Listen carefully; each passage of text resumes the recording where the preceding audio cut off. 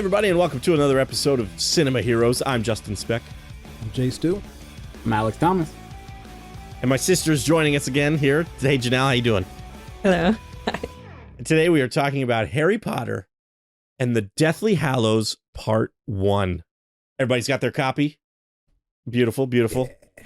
This was released in 2010, directed by David Yates, written by Steve Kloves, from the novel by J.K. Rowling, of course, and starring Daniel Radcliffe, Rupert Grint, Emma Watson, Alan Rickman, Ray Fiennes, not Joseph Fiennes, Ray Fiennes, and a bunch of new people in this movie, actually. We had Bill Nye as the new Minister of Magic, briefly. Helena Bonham Carter, of course, is back. There was Peter Mullen as Yaxley. Quite a few. Donald Gleason as Bill. Clements Posey is back as Fleur. John Hurt makes another appearance, since I don't think we've seen him since the first movie. Risa Fons is Xenophilius Lovegood. Imelda Staunton is back as Dolores Umbridge. And there's this actor who I'm trying to find who plays Runcorn. There he is, David O'Hara, I don't know how he was in The Departed. He's got a very interesting voice that we do not hear in this movie because every time he speaks, it's Harry's voice. But anyway, this is the 7th movie in the franchise, based on the 7th book, but only the first half of it. And I said in the last episode that I was cautious about this film. I was nervous because when I saw it in the theater, I wasn't super impressed with Order of the Phoenix. I didn't like Half-Blood Prince when I saw it in the theater. So knowing that David Yates was coming back to do this movie and the next movie, I was like, man, I really wish they'd bring in a new director, because I wasn't thrilled with what he had done in the last couple movies. I walked out of this movie loving it.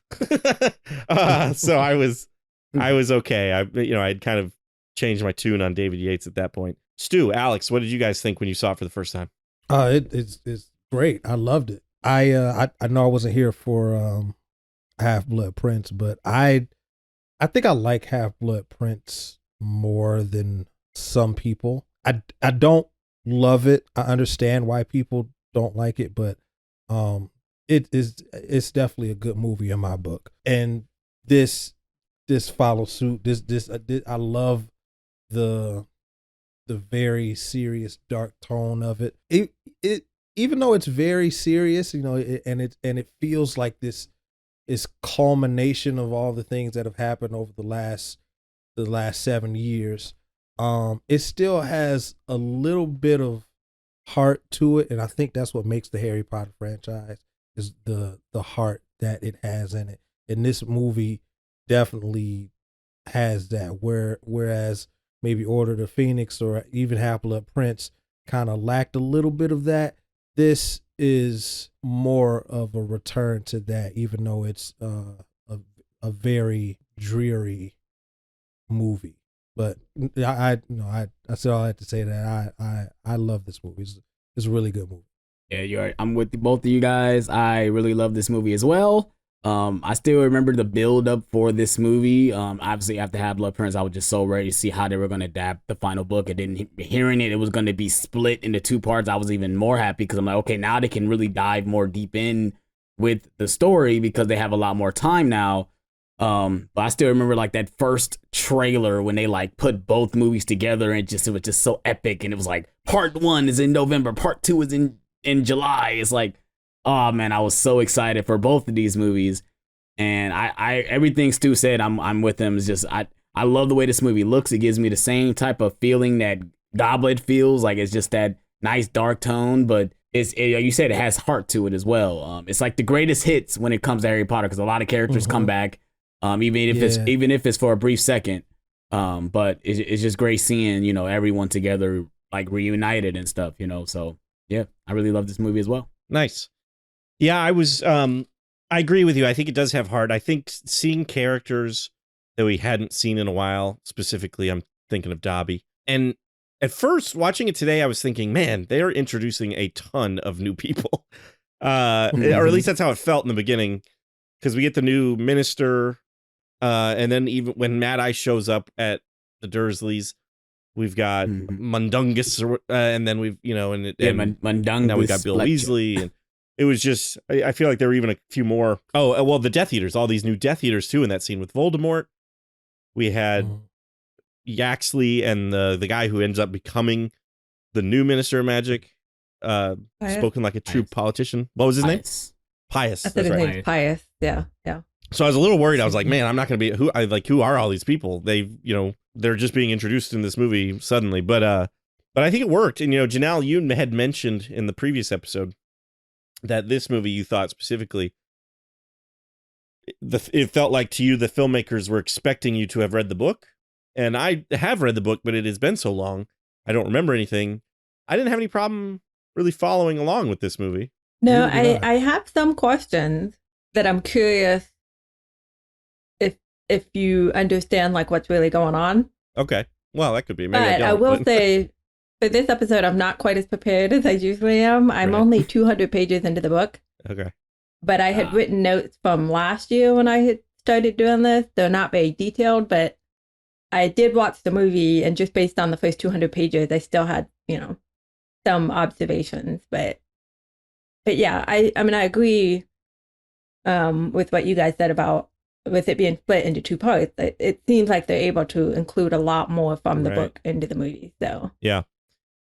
I have a question. My very first note is in the beginning of the movie, before you even see the Harry Potter like actual logo, Hermione uses the Obliviate spell on her parents and erases her existence from her parents' memory, which I wrote is like maybe the saddest thing we've seen so far in any of the Harry Potter movies. Yeah. It like broke my heart. She doesn't do that. She does it in the book too? She doesn't use that. She doesn't do that spell specifically. Oh, but she does a different spell. Yeah, you don't see her do it in the book. She just kind of says that she did it. Oh, okay. But some other spell, it erases the memory of her and gives them the desire to go to like Australia. Right. But it's not it's not an irreversible spell. So she's hoping if she survives everything, she can go back and reverse it and like rejoin her parents. Yeah. So, Yeah, because I was curious. I don't remember. Actually seeing it is more effective, though. Well, yeah, for sure. And you could tell she's saddened by it. Maybe not as sad maybe as she should be. I feel like maybe she should have been crying when she did it or something. She's prepared. She's like, I'm about to go into war. That's where I'm going. And she's doing it to protect her parents. Like, I totally understand why she's doing it, but I was like, man, I can't imagine just erasing your existence from your parents' memories. It's so sad. Little trivia, and I don't know if you knew this, Alex. Maybe you did. The woman that plays Hermione's mom is Catelyn Stark from Game of Thrones. That's right. Yeah. Doesn't even have any lines in this, but she's on Game of Thrones. One little shot. Pretty cool. But going back to the opening, where you guys, when it comes to Harry, when the Dursleys leaving, there's obviously more in depth with that in the book as well. There's actually a deleted scene where Dobby comes up and says to him that you're not a waste of space. Which they should have kept that in the movie. I don't understand why they took that out, because it explains that what Janelle was talking about in the last episode about the house being basically. I think after he turned 17, the curse got lifted. Protected. Like, the curse is gone now that he's of age now, so they have to leave. But it's more harped on in the book about them leaving. And actually, Vernon doesn't want to leave. He doesn't understand that they're really in danger in the book. He doesn't understand. He doesn't want to leave. But Harry kind of has to like force them. Yeah. I kind of got that a little bit with the way he was looking when they were leaving. Yeah, he looked apprehensive. So that might be on the actor, or it might be on David Yates. But they even though they don't show that explicitly, it's conveyed and it's implied that he doesn't want to. On that same note, I feel like there was a shot of Fiona Shaw, Petunia, right, who did look like she kind of understood the seriousness of it. She kind of looked like she looked scared to me, I think, so I think maybe since her sister was the witch, maybe she kind of believed Harry a little more than Vernon did. I don't know. But in the book too, they actually go with it, like the wizarding community is protect, basically it's kind of like the witness protection program. They're like taking them and protecting them. Which I think also is kind of why Vernon doesn't really want to go. Right, he's like, I want to go with these wizards. But so that's another part of it. I also was just going to say quickly, the same way that Hermione was trying to protect her parents, there's another measure taken by Ron. Apparently there's like a ghoul that lives in the house, in the boys, like in the attic. I don't even remember it really being mentioned that much in the books, but so Ron, like with his dad and his brother's help, tried to transfigure this ghoul to look like Ron. To look like him. Yep. Yeah, so that when the Death Eaters come to look for Ron, they can say, oh, he didn't go to Hogwarts because he's sick with some disease. And so they can pretend that this ghoul is Ron. Again, another measure to try to protect his family from thinking that Ron went with Harry, like. Right. But it kind of feels like it's not in the movie though, because like we see throughout the entire movie he's listening to the radio wondering his family is okay. So it's not really entailed. It's not really shown in the movie that actually happened, which it would be interesting if they had a nice little line of dialogue would have said like, oh, I did this thing to do this, but like those little things have to get cut out because that's just a small little detail. Right. Yeah. And it adds a little bit more drama with Ron listening to, because we as an audience, especially if you haven't read the book, you don't remember the book, we as an audience are also kind of wondering if we're ever going to hear a Weasley name or something, or another, Remus Lupin or something on the radio that, character we know and love. Going back to making people look like people, the scene where everybody is turning into Harry is very off-putting. Shout out to Daniel Radcliffe, man. Shout out to Daniel Radcliffe, because he literally had to play every single person in that scene, and they obviously digitally altered him. Right, exactly. And it's that I told my fiance while she was watching this day, I'm like, we got to give credit to him because he had to literally do that like 7 times, and that's a task to do. And he did a really good job. They all feel like the character. They all feel like different characters and everything. There's a lot of that in this movie where you have to. Yeah. The actors have to play another actor playing this character. Yeah. I love when they take the Polyjuice potion and they have to get into the Ministry of Magic. All 3 of those actors had to play as Daniel Radcliffe, Rupert Grint, and Emma Watson. And. I think that whole sequence is a lot of fun, in my opinion. It's tense too. Yeah, that's one of my favorite scenes. But yeah, I think it's really well done. And those 3 actors, I think, do a great job. That's that Runcorn guy, the character I was talking about. That guy, I know him primarily from The Departed. He's like one of Jack Nicholson's henchmen or whatever. Yeah. And he's got this really interesting gravelly voice, but we don't hear it in this movie. But but yeah, I really like that whole sequence. With them, especially with Ron playing Reg, where I've said his name in the beginning and I don't remember it now. The Death Eater guy who comes and tells him it's raining in his office, and he's like, I'm about to interrogate your wife. You should make this a priority. And he's like, Ron's like, my wife. Yeah, like my wife's all alone downstairs. Right. Like, Ron, you don't have a wife. You're like, oh yeah, right. You don't have a wife. Oh right. Yeah. What I was gonna say was there's some things in this movie that we hadn't seen in a while, like, Dobby, but also Hagrid's motorcycle. I really enjoyed seeing the return of Hagrid's motorcycle, which I don't think we'd seen since the beginning of the first Harry Potter film. So I love that Hagrid says like, oh, it only makes sense that I take you away because I brought you here. Right. I love that little line of dialogue. Yeah. I did think while I was watching it that I was like, I wonder if the Death Eaters would assume that he might be with Hagrid because he and Hagrid are so close. But then I thought, well, maybe they're thinking it's a double bluff. They're like, maybe that's what they want us to think, that he's with Hagrid. It's just making everybody look like Harry was a smart idea, I think. But like he said, Hedwig, and I don't know how it is in the book, but Hedwig kind of gave it away because Hedwig came and tried to protect him. I totally forgot that Hedwig got killed in that. I wrote in my notes, Hedwig. Yeah. Well, there's the first casualty. Janelle, go ahead and take it away. I know they changed certain things in this part too. Like Hagrid didn't get knocked out. Hagrid is not knocked out in this sequence because he can't really get knocked out because he's really big. Right. It takes a lot more than just one spell to take him out. Yeah. Actually, the motorcycle gets split apart in the book. Oh. Like Harry is like the bike breaks apart in the book. In the book, he has his stuff with him. So in the movie, he releases Hedwig before they leave. But in the book, he has Hedwig with him in her cage. So he's like crammed into the sidecar With and Edwin, right? it's Okay. when they're like, swerving and going upside down, and he almost drops everything, but he manages to grab the cage in his bag or whatever as they get turned right side up. But she gets hit basically by a stray curse and just dies in her cage. And what's really sad about it is I don't remember if it was conveyed in the movie, but she's like mad at Harry at the beginning of the book because she is stuck in her cage. He won't let her out to fly around. No. And so she's No, like that's carrying not this conveyed. grudge and, has her head under her wing the whole time. And then she dies. And I'm like, Wow, that's depressing.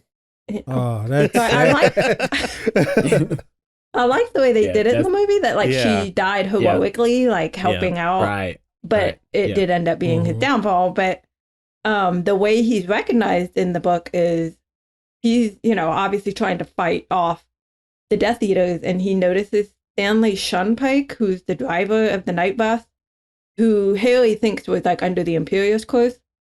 He doesn't want to kill him, and if he like stuns him, he'll fall off his broom and die. So he's Expelliarmus. He just tries to disarm him, and that is what clues everybody in that this is the real Harry. Yeah, he's So the only one that's because he used it. He used it in Goblet of Fire, and around that time when he fought Right. Voldemort. Right. He's like, He's, he's like, the only becoming one that really known used that spell. For that Expelliarmus. spell. Oh, yeah. Okay, Yeah. interesting. That's his signature. That's Right. his signature. Yeah, that's his to-go move. Not the Mhm. Patronus. It's expensive. Right. When I think of love Harry this Potter, opening. I think of the Patronus. Right, exactly. Yeah, But that's yeah. funny. It's funny. I'm wearing an Expecto Patronus Nice. shirt right now too. But I love the opening to this movie. I the only problem I have with people have issues with the movie saying it's so slow because obviously the whole part's in the woods and stuff like that. But I think this movie opens very strong. Like the ministry scene is awesome. Like it's a lot of tense moments and there is action flown throughout this movie. When people say, "Oh, this movie's so slow," it's like, what are you guys watching? Like this movie has a nice steady pace. There's slow. yeah, like I never felt that at all either. When maybe if you read the book, there is moments where it does feel like, oh my god, they're still in the woods. Like, oh my goodness, like come on, Right. move along. But when you're watching it on film, it's not portrayed that way. So Yeah, no, I was going to say the first half is faster paced, I would say, than well, at least than maybe the middle into the third act. But I don't feel like it's that as slow either. I never really got bored with the movie because even though there is kind of moments where they're just in the tent, there's a lot of tension around that because like those snatchers or whatever kind of show up and they kind of almost smell their perfume and they keep having to kind of move from location to location, and every time they do, there's somebody shows up. So it's not like they're just sitting around waiting for half the movie, so I don't think it's poorly paced either. I think it's actually pretty good. I meant to look up the Rotten Tomato score for this one before we started recording, and I forgot. I also think that that's the risk you run when you split a book up into two adaptations. Right. Look at the Hunger Games. The worst movie out of the four of those is Mockingjay Part 1. Part 1, yeah, setup movie. And look at Dune. Most people's complaint about Dune was the latter half of the movie or the last act of the movie because it was not this big epic Battle plot moment. Right, It was a right. character moment. Yeah, and so you kind of those people are tripping because Dune is a Right, masterpiece. yeah, those people are wrong. Oh, Dune is fantastic. It's because Dune is a it's masterpiece. a nearly perfect movie. It's a masterpiece. But yeah, it's that like I said, that's the risk you run when you try to split it up into two movies. That first movie is it's going to be a little I don't want to say slow, but all the spectacle moments, the big plot moments are going to be in that second movie. Right. If I had to say Harry Potter did it the best one out of all of them so far, like this, no one and that's what I was gonna I say. don't think, in my opinion, has done it better. Yeah. Right. Yeah. I've seen movies that were like you said, Mockingjay Part 1, and also I know this is a movie that we haven't talked about yet. I haven't rewatched, but I remember feeling this way. Stu, was Pirates of the Caribbean: Dead Man's Chest. Just felt like it was set up for the next movie, and this movie doesn't quite feel. I mean, it does feel like it's set up for something bigger coming, but it doesn't feel like it's an incomplete movie or half of a movie. It feels, fairly complete. Mad Eye Moody was also killed in that that rescue attempt. Yeah, that made me sad. It did. It was kind of a bummer that happened off screen, and they were just like, Mad Eye's dead. And actually, I think that line was delivered by Bill, who is Donald Gleason, Brendan Gleason's son, which I thought was kind of interesting. That's why they did it. He's like, and as far as I know, this is the only movie I think that Donald and Brendan have done together. I could be wrong about that, but maybe not. I think so. Yeah. The first time I saw this, I thought I had missed something when he said that. I was like, wait, he died? When? Right. Yeah. I didn't see that. Yeah, exactly. Kind of a bummer that it happens off screen, but yeah. There a few times in the movies when I'm like, wait, what? Like, when Hagrid goes down and actually is on the on the street, I was like, are you kidding me? You're gonna go riding among Muggles, fighting off the Death Eaters and doing all this crazy stuff? I just was like, that didn't happen in the book. They stayed up in the air the whole time. Because Harry had the thought, he's like, the Muggles are going to see these fireworks and not really know what's going on. But I was like, there's no way you would go and ride on the highway. I had a very similar thought because, like, he lands on the road and then he's dodging all these cars. And I thought the same thing. I thought, what are you doing? This thing can fly. Like, get out of the road. But also, the Muggles, I thought that because there's a couple of times where stuff kind of happens in front of like when they're at the coffee shop and those two guys show up and they like destroy the coffee shop and that woman is like, and Hermione tells her to get out. I'm like, they're just they just don't care anymore. She technically didn't see it. She technically didn't see it. She was in the background listening to music, making cappuccino. So, but she comes the drivers of those cars definitely saw Hagrid on a motorcycle. Oh yeah, for sure. For sure. So I thought that too. There's a couple times where Muggles just see stuff. Maybe there's like a Men in Black, whatchamacallit, that erases their memories, Well, Obliviate, I guess. Hey, Obliviate. Desperate times call for desperate measures. That's I don't true. think they're worried about Muggles seeing them when Voldemort is back. Yeah, you might be right. I mean, it made an interesting action sequence. That's most likely reason why they did it. Yeah, it makes it look interesting. Right, yeah, of course, yes. That's obviously, that's the point that I was going to make. Visually, if they would just kept it in the sky, it would have been like, right. I'm just seeing a sky. Right. Yeah, it made for a more interesting sequence for sure. Also, it made, when they're on the ground and they're passing fast-moving vehicles, it makes it seem faster. And like, whereas if they're in the sky, they're just passing clouds. They can still, they did a pretty good job in the beginning with it, but like, it can give it a little bit more of a tense, kind of fast-paced feeling when they're down on the ground. But I had not seen this movie in a while and forgot a lot, including the fact that Dolores Umbridge came back. I didn't remember that at all, even though it's a big plot point of the movie. She has the locket. So she didn't obviously get like murdered by the centaurs or whatever in Order of the Phoenix. Right. But my question for you, Janelle, I know, that's kind of what I thought. I was like, she's alive? My question for you, Janelle, is because Dolores Umbridge she works for the Ministry of Magic, but the Ministry of Magic has been infiltrated by Voldemort and the Death Eaters. Is Dolores Umbridge a Death Eater? Is that ever explicitly stated in the books? Not yet. Like I said, I'm only 200 pages in. Right. But I will say, she, because I think I told you that she is in the hospital wing after she had been drugged into the Forbidden Forest by the centaurs. Right, that's right. Yeah. And then she actually comes to Dumbledore's funeral. So she's there. Jerk. And now she's, but it certainly seems like it, doesn't it? She's... Well, yeah, she's wearing the locket, and I felt like the only reason she'd be wearing the locket is to protect it. So to me, it made me feel like she is on Voldemort's side. Yeah. But that was just what I was I'm basing that just off of what I saw in the movie, not like what was in the books. I don't remember. If I'm not mistaken, I think she's just going by however the ministry goes. Like, she's kind of those players that, however the ministry goes, she's with it. I don't think she's actually knowing that Voldemort has infiltrated. I think she's like, oh, the ministry want to do it this way. Okay, we're going to do it this way. Right. And I think in the movie it's explained she likes that to just be in power. Right. Yeah. Right. in the movies Right. explained that I think their motive's just a Douglas lie. got held up. He got held up, and that's how she got the locket. It wasn't like, they gave her the locket. Douglas stole the locket from Grimmauld Place, Right. and he got held up, and that's how she got it. And she just liked it, I guess. Yeah, And right. that's why she wore it?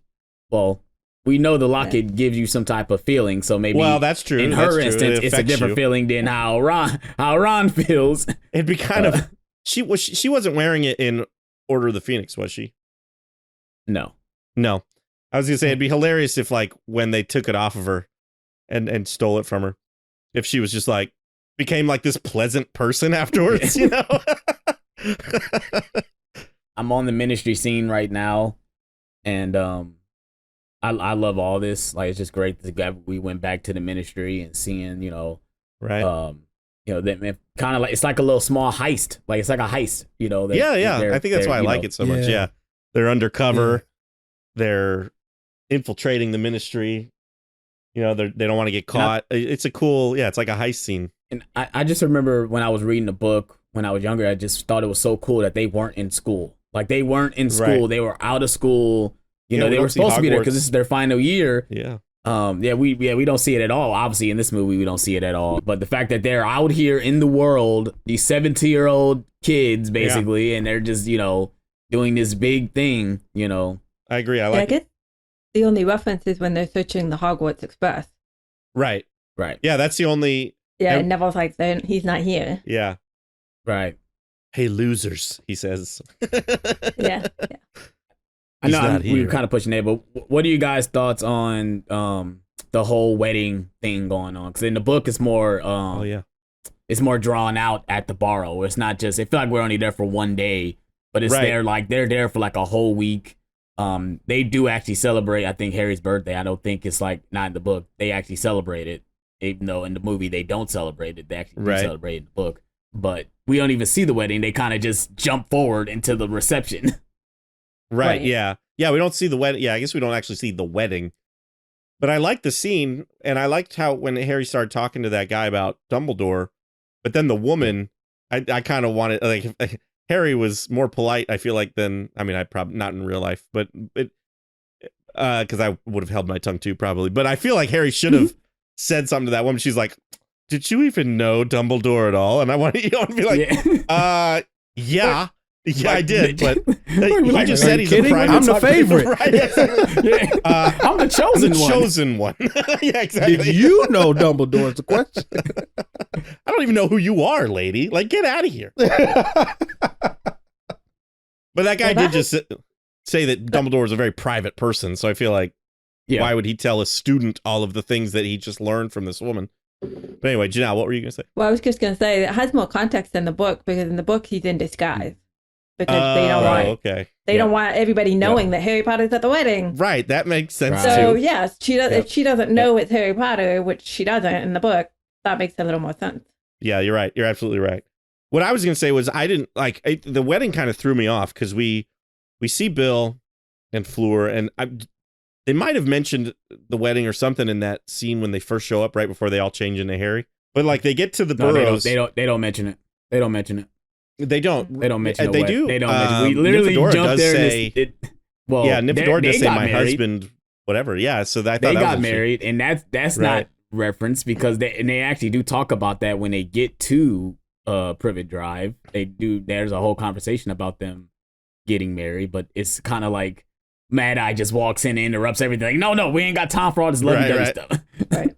Yeah, there's a whole setup for it in the previous book. Because Fleur is at the Burrows and they had just gotten engaged or whatever, and Mrs. Weasley and Ginny do not like her at all. They actually call her Phlegm.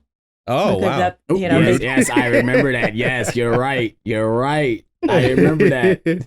Well, that's what I was going to say, Janelle, is they all get to the Burrows and it's like this, Mad Eye died and we're like, oh, this is terrible. All right, let's get ready for the wedding. And I was kind of like, wait, what? What wedding? Like it just felt random almost, and then I realized it was Bill and Fleur, but it felt a little out of nowhere, kind of, Yeah, it is in the movies for sure.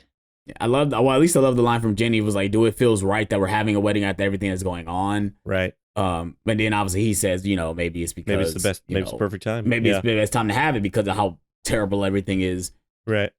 I hadn't realized it was Bill and Fleur at first because she calls him her husband when they first show up, right? That's Nymphadora and Lupin. That's Nymphadora and Lupin. Says my husband, the whatever. Okay. So that's letting us know because she There's a lot of couples in that room. I know. Yeah, exactly. Yeah. Well, we had talked about, you weren't on the last episode, but we had talked about Nymphadora and Lupin's relationship, kind of how like it's obviously there's too much stuff to fit into these movies, but she calls him sweetheart in the last movie. And so we were like, oh, okay, I guess they're dating. And then in this movie, she calls him husband. And they're like, oh, well, now they're married. Okay. All right, cool. So it was just very, they just had to kind of throw those little things in there to let you know, but it was, they don't really go into any sort of detail with that. It's like, if you're a book reader, you caught it, Right. Yeah, exactly. Yeah. When the minister shows up, Scrimgeour, how does he say his name? He actually shows up when they're celebrating his birthday. Like, okay. they were about to have dinner and he shows up.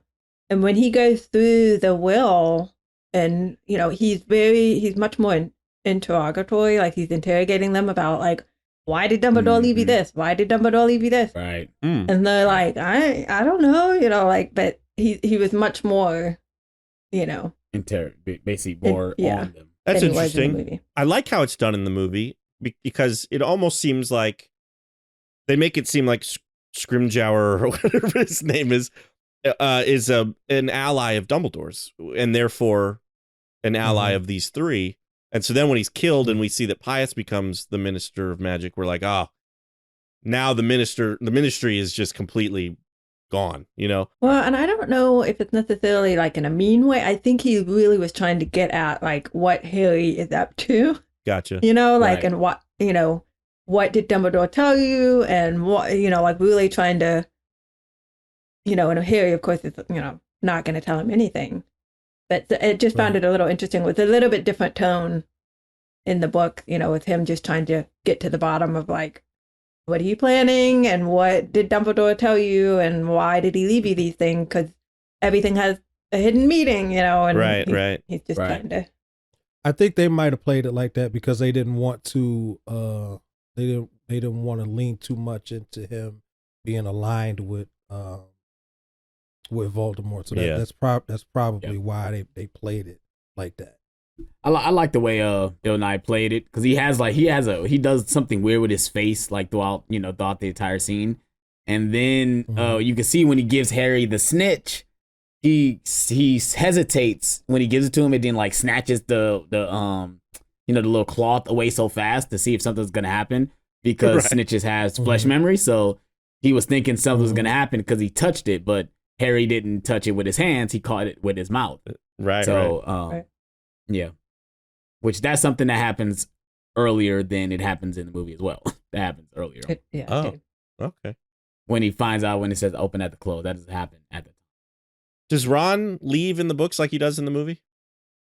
Yes, he does. And it's I guess you say it's a little more. I guess you say it's a little more dramatic in the book than it is in the movie.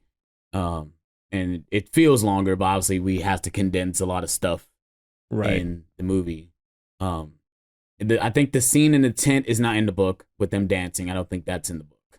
I'm not mistaken. I actually read in the trivia that that was added specifically for the movie. That makes sense. I like when Ron returns. Obviously the whole scene with the sword and the locket and all that is great. But I like when he returns and how Hermione's mad at him and he's trying so hard to like be back on her good side, and I think like, let's take a vote. Yeah, all in favor. She like looks at him, walks away. I was like, been there, pal. I understand what you're going through there. Harry's like, are you still mad at him? Like, I'm always mad at him. Yeah. But even before, like when he's wearing the locket, and he's thinking that Hermione and Harry are have a thing going on, because obviously he has feelings for her. I do like that the build up to the scene where he goes off on Harry, and then when he confronts Hermione, was like, so who are you going to choose, me or him? And he's like, oh, I see how you feel, I do like all that stuff building up to that. Yeah, I do too. I had one question about So that Death Eater minister police guy who chases them out of the ministry. Mhm. I like those shots, by the way, the slow motion, Ron kind of looking over his shoulder. I thought all that was great. I kind of understood.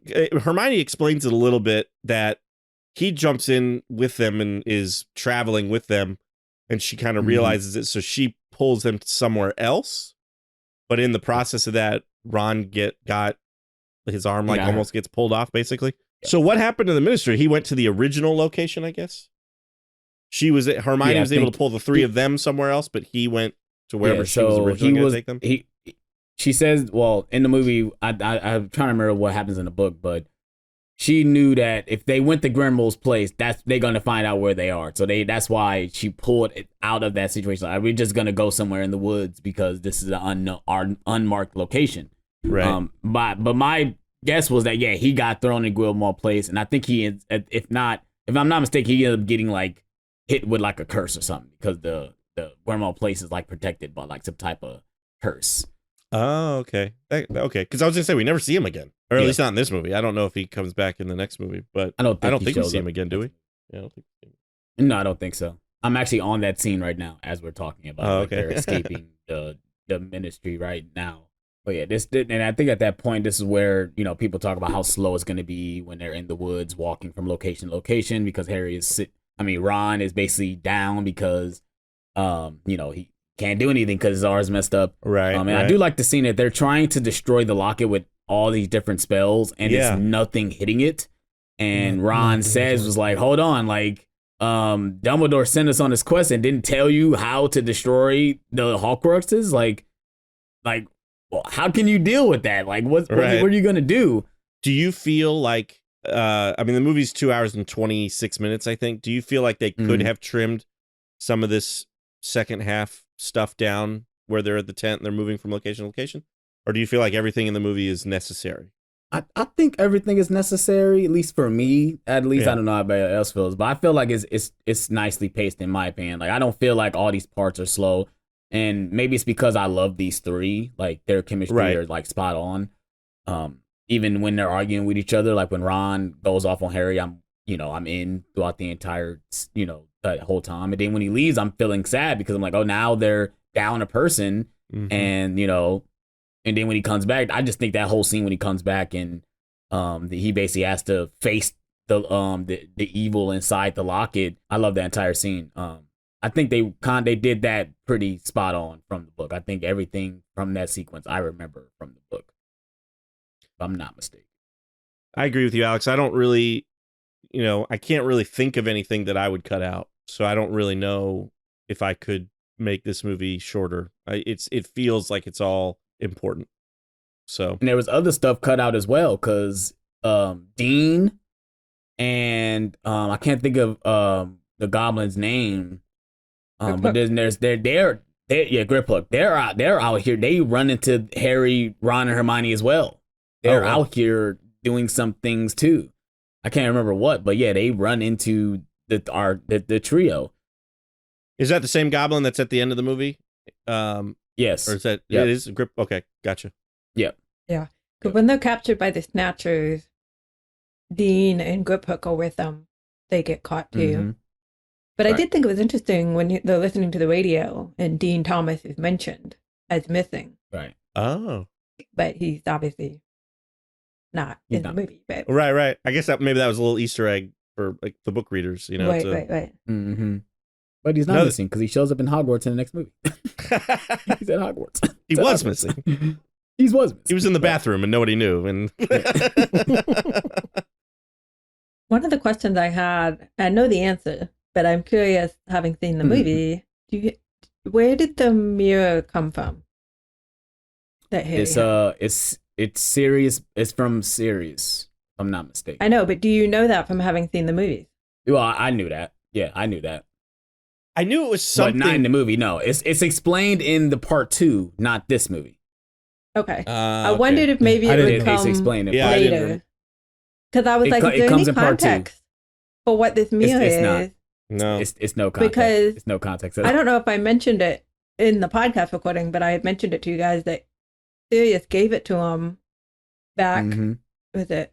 I guess it was in the It had to be beginning of Order. Order of the Phoenix. Yeah. Yeah. And it has a little note that says, "Use this if you need me." Right. Yeah. You did tell us that. Yeah, yeah. Yeah. And so, but watching the movies, you don't have that context. So they Right, obviously explain it in the second part, but Yeah, just that's one of the movie- first scenes we see. We see him holding a piece of glass, and Yeah. you see someone in the mirror who happens to be, spoiler if you guys didn't see part 2, is Dumbledore's brother, and he has the other mirror. He has the Right. mirror, and that's what he keeps seeing. but Yeah, not You don't explained at know all in that. the movie. yeah. I knew it was some sort of enchanted mirror that was I thought it was gonna, I forget what he says to the mirror. Does he say, help me or show me or something? Yeah, help he me. says, "Help me" when they get captured by the Snatchers. So I thought it was gonna show him something or something, but it didn't. It just showed his reflection, and so I was like, okay, I don't know. Yeah, I had no idea. I forgot about that scene, to be honest with you, until you just brought that up. So Well, because that's how, I mean, how did Dobby show up right. when they Yeah. were captured? right, I don't know. Yeah. I mean, he apparates in there and apparates out. But how did he know where well, Harry was? I don't know. It's Yeah. because of the mirror, but we don't have that Right. context Right. yet. I guess, It happens Wait. in part 2 because Aberforth, when Aberforth shows up, he Yeah. explains the entire scene like, "Oh, I sent him because you asked for help. Like I sent him to you." Okay. And he asks But we'll know- where Dobby is. Did you remember that, Stu, from part 2, or did you question when Dobby showed up at all? I didn't really even think about it. I was just like, oh, there's Dobby. It was just like I didn't remember Dobby that from finds part Harry. 2, but I didn't remember that from part 2, but I didn't question it. Yeah, I was didn't like, either. Okay, here's Dobby. Yeah, it felt But and also he showed up earlier in the movie. Felt Too. right. He did show up Right. earlier. right. And Yeah. Dobby does show up earlier When when he- they find Mundungus. Capture When Mundungus, Creature yeah. is sent Which- to find Mundungus, Dobby Which shows up. in the book he's not there. He doesn't show up with. He's not in that scene. Well, I think book. that was He's smart in that because if they hadn't put him in that scene and then he did just randomly show up at the end, then Right. it would have felt out of place and weird. Right. So Right. I like that they, and because since we hadn't seen since they took out his scenes from like Goblet and stuff, we hadn't Mhm. seen him since Chamber. That scene I think was Right. necessary. I agree. That's why I felt like this. The I just greatest wondered. hits. I just wondered It's like- if you it's had like- any it's like context of greatest what this meal was that he kept looking at. Like, No, Nope. nothing. I love that Luna says that's a weird thing to keep in on yourself. Like that's a weird thing to keep on yourself. She literally says that when she sees Harry pulls it out of his pocket, and that's a Luna thing to say. How'd you guys feel about the animated sequence where we learn about the Deathly Hallows? I loved it. I liked I it. loved it. I loved it actually. I remember before the movie That's the scene that I think of when I think about of this movie. I had Mhm. forgotten about it, but I I did remember. too. I remember when the movie was released, reading something online about this movie having like this beautiful animated sequence, and I remember going, like animated sequence? I was like, that's. And then I saw the movie and it fit perfectly, and I was like, oh, that was actually Yeah. really It cool. was excellent. It's a nice story to listen to about Yeah. basically these three brothers that Mhm. Uh-huh. have tragic ends. Basically.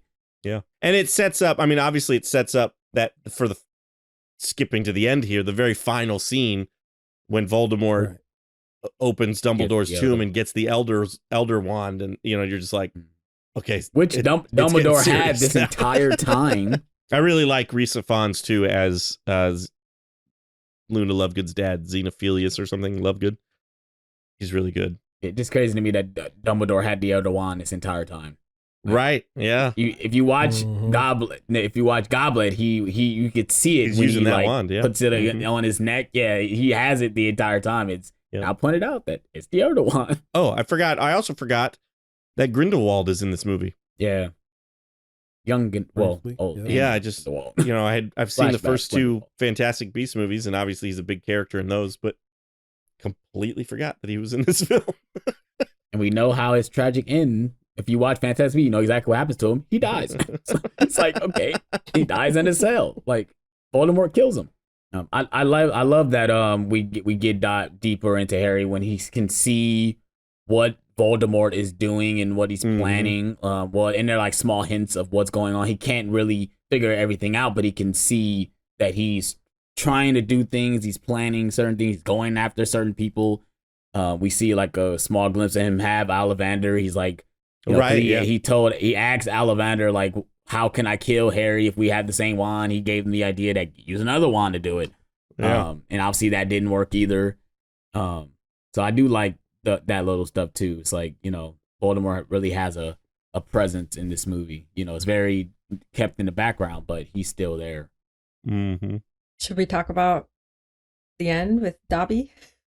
Oh yeah. Well, yeah, we got to talk. Well, about you might as that. well talk about the whole sequence with them getting captured by the Snatchers, going to captured by- Malfoy Manor, which it was crazy that the fact that they're running and Hermione hits Harry with like this spell that deforms his face, which Right. is crazy with the way he looks.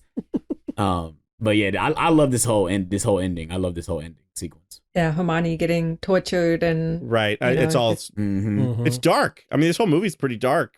You know, you start out, if you compare it to Sorcerer's Stone, it was this light, fun, Yeah. family-friendly movie that, you know, has the kind of weird head thing in the third act, but it's very light and fun, and it doesn't quite seem life or death, whereas now we're life or death, and it's crazy. But I really liked that whole final sequence where, I mean, you can hear like Hermione screaming in the upstairs, and you're just like, we got to get out of here, guys.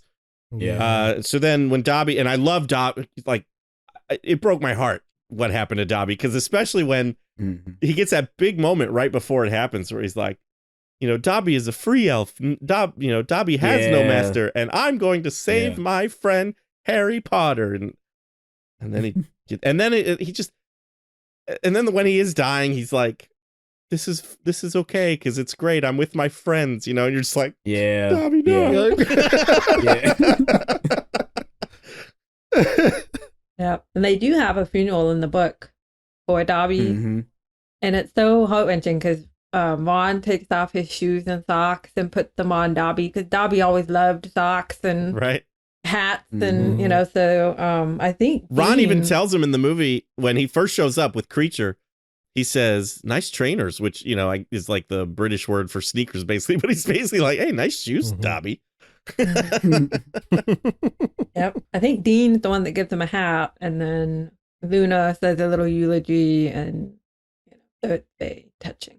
Oh, one thing, totally forgot about this. So Half-Blood Prince ends with the whole mystery of RAB. Who's RAB? Who has the real? It's we figured it out. I mean, it's I forget what the name is, Regalius or something black. But it's never specifically said in the movie at all. Creature is the house, or at least I don't think it is. Creature is like the house elf for the black family, black and family. he says something about regal. I forget what the name is, but Regulus. or whatever. Regulus had taken it, and that's it. As far as I know, that was the only mention of RAB. Like they don't even dive into that. You see it on the door. Yeah, they point out that they find out that RAB stands for it was Sirius's brother. That's what they find out, it was Sirius's brother, and that he took the locket to go destroy it, but he ended up not destroying it because he ended up getting killed. Right, and then I guess I missed the door Creature, part. You go, go ahead and try to destroy it. He couldn't. Creature couldn't destroy it. We actually in the book, it's more you actually see a sequence of Creature trying to destroy the locket in the book. Gotcha. But we obviously don't see that. He just explains it. But I kind of pieced together that it was somebody black from just at the end of the movie. I was like trying to think of characters with B last names, and I was like Sirius Black, and I was like, oh yeah, we saw that huge family tree, so it was probably somebody from that family. But I cursed my short attention span, I missed the door part, so I guess I was wrong about that. But it's not quite blinking you miss it because you could see it, but you kind of got to be looking for it. But it's there though. It's there for like maybe 5 seconds. It's the scene right before they catch Creature in the closet. Like they Creature is there, which is weird because in the beginning, Hermione says Revelio, which doesn't make sense. Creature should have showed up when she said Revelio to reveal anyone's there. But I guess house elves are previous to that spell. I think it was a spell to reveal humans. Okay. So okay. that's why Creature wasn't. Okay. exposed. Gotcha. I was wondering. I'm like, she said Revelio. That's a little like that doesn't make sense. But I also wondered in the book that's explained, it's actually in the previous book, that Sirius left the house to Harry. And I don't know if that's ever said in the movies. So and also he Dumbledore got the actually hippogriff too, right? well, Dumbledore visits Privet Drive, which isn't in the movie either, but he actually calls Creature to see if like the ownership or mastership of Creature also passed to Harry, because if not, Creature was going to go to like Bellatrix or Narcissus or somebody. Ooh. Yeah. And so they test it out, and Harry gives him a command, and Creature has to obey. So that's, so not only does he got in the house, but he's also master of Creature. And that's the way Harry is talking down to Creature, and he's just like, yes, he's just like, okay, yeah, I understand, yeah. Right. And why he Like goes he's- against he's- Wingardium and stuff. That makes sense. Yeah. He don't listen to Hermione, but once Harry says something, it's like, okay, yeah, I'll go do it. Yeah, I don't think that's explicitly stated in the movie, but it makes sense, I guess. I think he also get the hippogriff too. I think too. Do we know how the Death Eaters kept finding Harry and Hermione and Ron, like when they showed up at the diner? No, it's not explained. Because in a later scene, Harry's always been very bold in using Voldemort's name. Right. But in a later scene, after the diner scene, he says, "You know who?" And I was like, why is Harry calling him "you know who"? He's always said Voldemort. When he says Voldemort every chance he gets. No, but I think in the book it said if you say Voldemort, it's kind of like a signal. Yep. And every time you say it, that's where you're known. Yeah, that's in the book. Yeah. Yep. And so it makes sense, again, if you know that, why Harry would say "you know who" instead of Voldemort. But because it wasn't explained, I was like, wait, did Harry just say "you know who"? Because he never said that. So, that's not I explained. wondered about that too, that It's you not. don't know that is how that's happening. But yeah, every time they use his name, it's like a calling card, like you said, and that's how they know where they are. I just assumed they It's were just like a really Voldemort unlucky. bat signal. Yeah, it's like a bad Right. signal. Yeah, it's like a little spotlight. Voldemort. Voldemort just perks up and he's like, they said it. Yep. He does the Michael Keaton from Batman Returns. Right, yeah, You see exactly. Voldemort, he's like, It's awesome. But I thought that was interesting. Yeah. I didn't know if any of you caught that Harry said "you know who." No, I didn't. I completely missed that, but No. You're right. But now that you pointed it out, it doesn't make any sense why Right. he would. he Why says he would it say in that. part 2 as well. He Without- says it in part without 2 before the proper before the context. battle. He Right. says it in part 2. I love the score in this movie. We got a new composer. We had Nicholas Hooper for the last 2 films, Was so good. and now we have Alexander Desplat, who is fantastic. He does the next movie too, and the score for both of these movies is so good. Amazing. So yeah, I really like it a lot. Excellent. I remember having this score on my iPod, like the entire score. And I've seen the movie so much where I hear it and I know exactly which scene it's from. Like I know Right. exactly what scene. I can hear the dialogue while the music is playing. At first, is how I would see the first movie is cemented as probably one of the best scores. But Goblet of Fire was always like my second favorite. And then when these movies came out, I said, nope. I'm sorry, Goblet of Fire moved Right. aside. Deathly Hallows Part 1 and 2 took the second spot. Because this music in this movie is amazing. It's fantastic. Well, Stu, Alex, I would love to know what you would rate Harry Potter and the Deathly Hallows Part 1. I'm going back and forth between 2 scores, but I think Say I'm gonna the go one that ahead comes to your and mind. I'm gonna give it 4.5 Horcruxes. Feels appropriate. Alex, what about you? I'm probably gonna lean the same way. 4.5 out of 5 Expelliarmuses. Just like I said, it's I really love this movie, but when it comes to like watching it, like you can see where people have gripes about it being, just a little slow at certain points. I don't have no problem with that, but I could see, how people would have an issue with that. But I really love this movie, and I'm so ready to talk about part 2.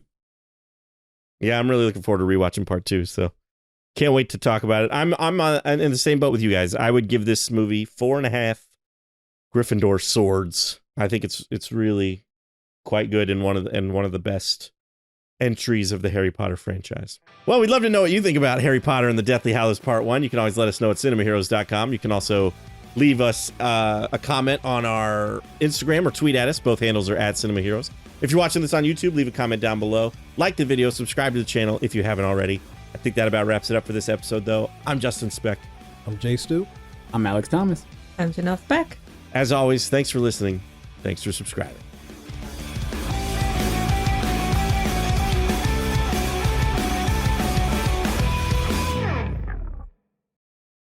Alrighty, well, I like just blanked on what I say at the end of the show here. Okay, got it.